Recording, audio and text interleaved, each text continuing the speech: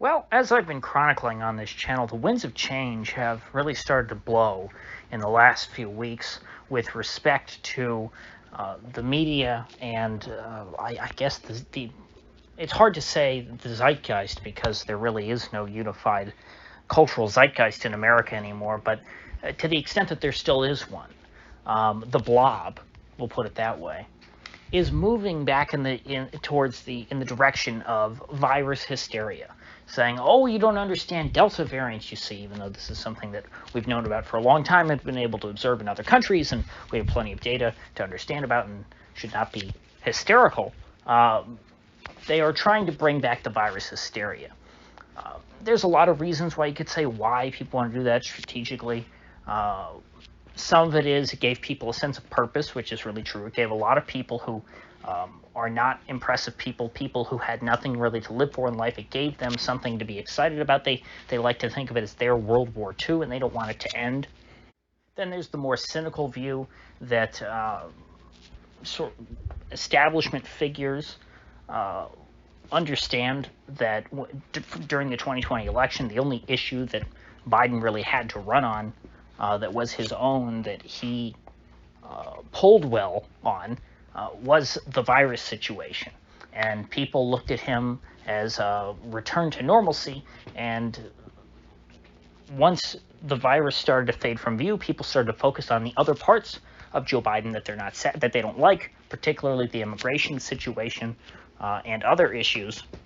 And so this whole trying to pivot back to the virus and make it into a big deal so that people feel compelled to once again put their faith in good old Uncle Joe, I think that is just as good of a theory of any. It's not going to be any one thing. There's no one reason why we're moving back in this direction, but it's clear now after DeSantis' press conference today, that not every state in the union is moving back in that direction. Not the entire society is going to go back down that road of insanity.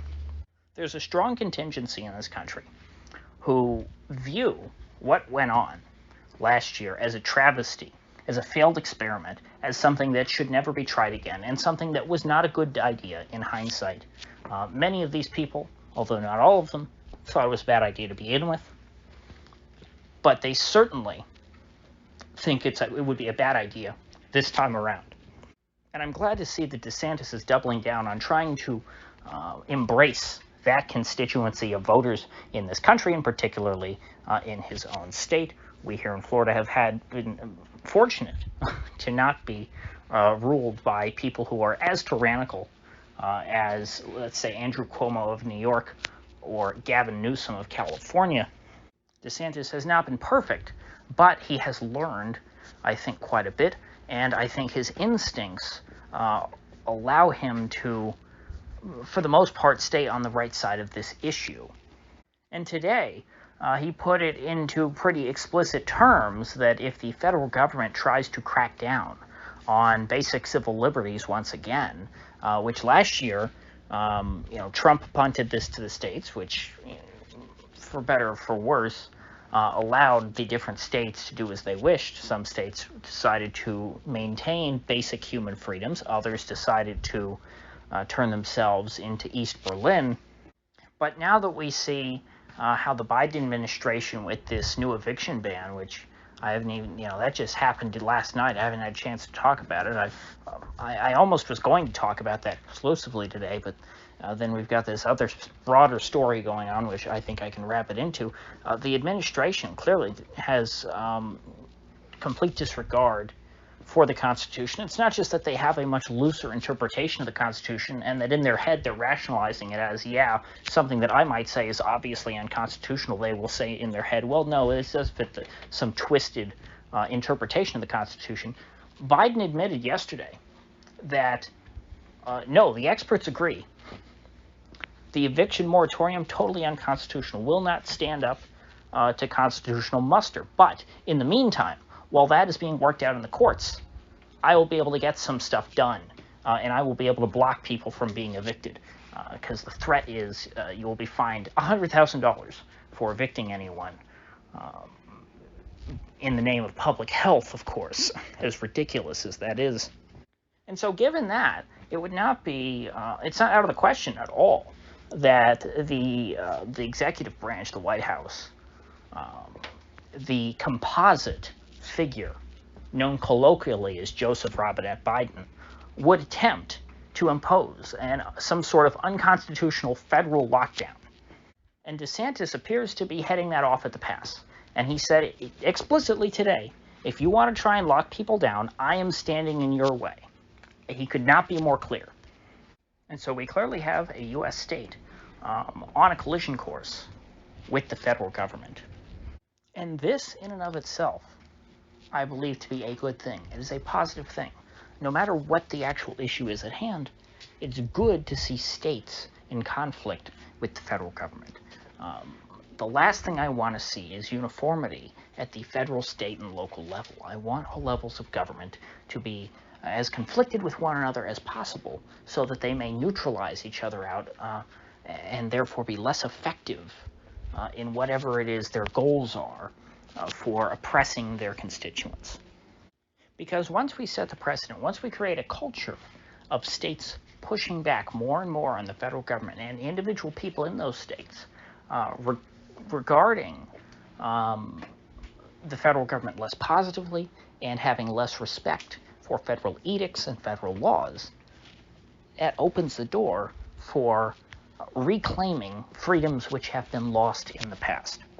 And of course, it helps to guarantee the freedoms we still do have from being eroded by the federal government in the future. We need to break the stigma of federal supremacy so that the federal government cannot just continue to go on violating the Constitution all at once, because there's this idea in Washington that pretty much, you've got the U.S. Constitution, and there's a bunch of little words there, and then they just see, supremacy clause, and they go, see, federal law is supreme, and they ignore the rest of the Constitution, and they say, well, no matter what we do, even if the laws we create, or the regulations, which aren't even laws, even if they violate the text of the Constitution, well, the supremacy clause says you still have to obey it. So who cares if our eviction ban is unconstitutional? The supremacy clause says that you have to pay that $100,000 fine anyway, even if your governor says that fine is ridiculous, you shouldn't pay it. If we say you can't go to a restaurant without a vaccine passport, and if you do go to that restaurant, we're going to fine you or throw you in prison, and the owner of the restaurant is going to get thrown in prison too if he doesn't check for your vaccine passport. The supremacy clause says that you and your governors and your mayors can do nothing about it. But that's only true so long as people continue to obey the supremacy clause. You see, the reason why the Constitution is mud is because nobody obeys it. That's the way that these pieces of paper work. This is the way the laws work. This is the way contracts work. They only have any meaning if they are followed and enforced. There's no enforcement mechanism for the Constitution, really, short of armed rebellion, which doesn't happen too often here in the United States. Otherwise, you just have to rely on the federal government to choose to follow the Constitution. And so long as they choose not to, the Constitution has no meaning. The same thing goes with the Supremacy Clause, though. The Supremacy Clause is something that affects folks who aren't the federal government. So as long as everyone else in America who isn't the federal government, if we just decide one day, hey, you know what, this Supremacy Clause nonsense, we're not going to pay attention to that. We're not going to go along with your lockdowns. Then all of a sudden, the Supremacy Clause turns to mud as well.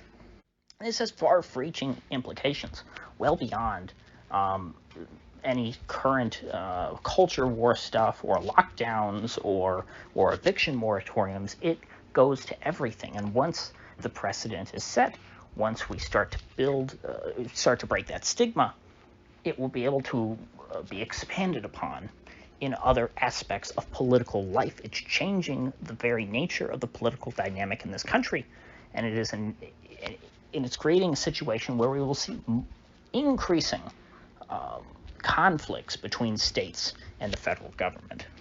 And Republicans are not the ones who started this. Don't give all the credit to DeSantis like he's a trailblazer here. He's helping expand it, yes. But we also, before this, we had sanctuary cities for illegal immigrants. We had marijuana legalization, all of these things violate federal laws and go against the Supremacy Clause. Same thing with Second Amendment sanctuaries, which haven't gone nearly as far as the illegal immigrant sanctuaries or the marijuana legalization folks. For example, there's no county in America that I know of where the local authorities have said, okay, yeah, you can just freely trade machine guns. They haven't gone that far to try and nullify existing federal law. All they've said is so far no further. We're not going to go along with future federal mandates. But in the vaccine context, this is very important. DeSantis and Florida were way ahead of the curve on vaccine passports many months ago. Passing, not only he had an executive order, and then I believe they passed legislation following up on that, to ensure that businesses could not require vaccine passports, because it was very clear that this is where the blob, the Western establishment, the political elite, this is the direction that they were all going to go. Again, France is the worst example of this so far. France is where, Macron cracked down the most first. But here we are, only a few weeks later, and de Blasio in New York City is now implementing the same rules, pretty much, that Macron implemented. And soon that will expand across the country. De Blasio was not the first, and he will not be the last. And so we need folks down the chain who are willing to say no. Because think about it, in France, once Macron said it, and he signed his edict, and he made his proclamation, King Macron, that was it. It was over. There was no more discussion. All people had left that they could do was riot, and Macron could just, close his curtains and ignore the rioters. He didn't even have to look at them. But here in the United States, however, it's not that easy. We have a relatively more decentralized government, not nearly as decentralized as it should be, but it's more decentralized than France. And so therefore, there are people further down the chain who can push back on this against the centralized authority. As of now, we do not have a big enough federal police force, although the federal government is working on changing that. They're trying to expand the Capitol Police. They've been expanding the FBI, of course, for over a century now. The FBI is a constitutional abomination. Obviously, it shouldn't exist. For a long time, it was really hard to say that to Republicans who claimed to love the Constitution, because they also supposedly loved law enforcement, which included the FBI. And so when you told them the FBI is not in the Constitution, it would really make them mad. But now, it's become a lot easier since they don't like the FBI now. And I don't come at this as some big defender of the Constitution. I'm not one of these people who says, oh, if we just get back to the Constitution. What I'm saying is the Constitution is a source of, it's the source of legitimization for the current regime. It's enabled the current regime. And so the more we point out that they don't follow their own rules, the easier it becomes for us morally to justify disobeying their rules. Because someone who doesn't play by their own rules doesn't have much authority in any moral sense. Now, keep in mind, things could get really ugly with this coming nullification crisis. The Biden administration could tie their vaccine passport program, and I think this is likely to happen since this is what the federal government does. I've talked about this before. They tie it to funding. And this is why the federal government has worked for so long to try and get in bed with state and local governments and tax more and more federally so that they can redistribute it out to the states and the localities.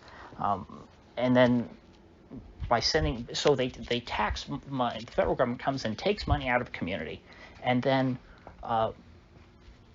sends it back into the community through congressional appropriation, but there's always strings attached to that money. The classic example, as I've used before, is Arrive Alive, Drive 55. Everyone in America had to lower the speed limit to 55 miles per hour on the interstate in order to get their highway funding. The federal government could just as easily do that sort of thing with a vaccine passport and say, hey, in the name of public health, we're not going to give your state money from the federal government unless you implement a vaccine passport. And this really is a this is about as tough as the federal government can get, short of sending in the tanks to enforce something. Because if a state says no to federal money, then they may as well have seceded. They have no benefit at that point from being in the union, because they're paying federal taxes and they're not getting as much of that money back. Or in the case of a state like Florida, I believe, last I checked, we receive more back through federal spending than we pay in taxes. Now, that doesn't mean that we're getting a good deal, because the federal government doesn't spend money very well or effectively. So that doesn't necessarily mean that we're benefiting more than we pay in, but there is more money coming back here than is being paid out in taxes. And so the state would be giving up a lot in dollar terms if they really got into a fight with the federal government. However, there were some interesting court rulings when Trump was president, which didn't make much sense to me, because he tried to eliminate, illegal alien sanctuary cities by denying them federal funding, the same sort of thing I'm talking about now. And liberal judges ruled, oh no, Mr. Trump, you can't do that. And honestly, I'm not familiar enough with the cases to understand why, but just as an addendum, what I'm talking about, some of those cases might be able to be cited in order to prevent the current federal government from doing that sort of thing to Florida. So I'm not sure how broad that precedent may be applied. But then again, the courts, when it comes to the lockdown stuff, depending on who it is, I think they'd be happy to throw out that precedent, that recent precedent. It's sort of an idea of sanctuary cities for me, but not for thee. And frankly, I hope they do. I want the federal government to try and turn the screws on Florida and take away Florida's federal money, so that we can get off of that federal heroin. I want us to be cut off and quit cold turkey, because again, that will de facto make Florida a much more independent entity. Because as I've talked about, an ultimate goal, or I shouldn't say ultimate, but a medium-term goal at least, something that's getting us more in the right direction towards a better functioning society, is of course the dissolution of the American Union of States. That in and of itself is not a panacea, but I think that it's a step in the right direction towards a more functional political system. And so I want to see more and more of these wedges driven between states and the federal government. Although ultimately, DeSantis would not be the kind of guy to really break off relations with Washington totally, since I think it's pretty obvious his ambitions are to become eventually the President of the United States, all of the United States. So I don't think he's interested in breaking off and becoming the president of an independent republic. But who knows, maybe as things change and if the attitudes start moving in that direction, he might relent and go in the direction that the winds of history are blowing. So with that said, I will see you folks back here tomorrow.